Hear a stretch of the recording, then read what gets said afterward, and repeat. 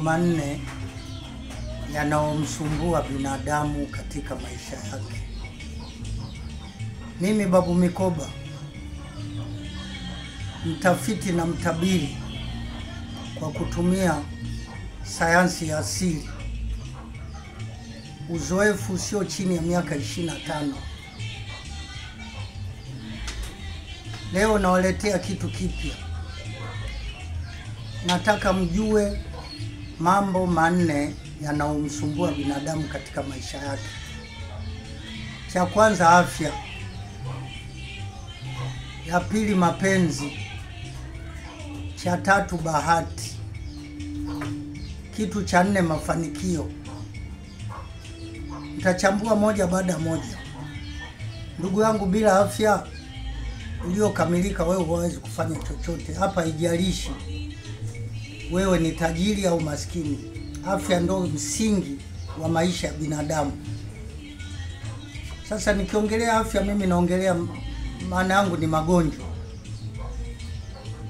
Jamani, hivi sasa maradhi yamekuwa mengi. Maradhi ni mengi.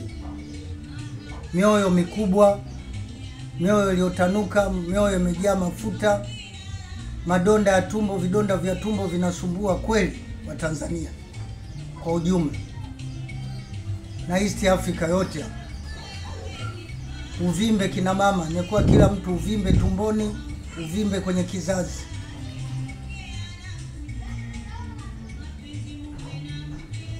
Kansa, amani, kansa inatibika. Kansa inatibika.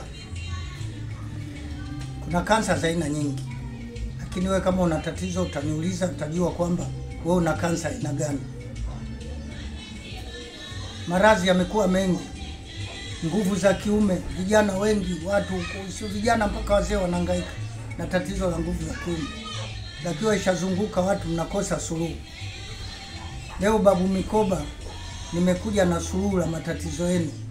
Wewe kama una tatizo lote la muda mrefu ambao limekosa suluhisho, nione Babu Mikoba. Namba zangu za simu hiza 0713 024050.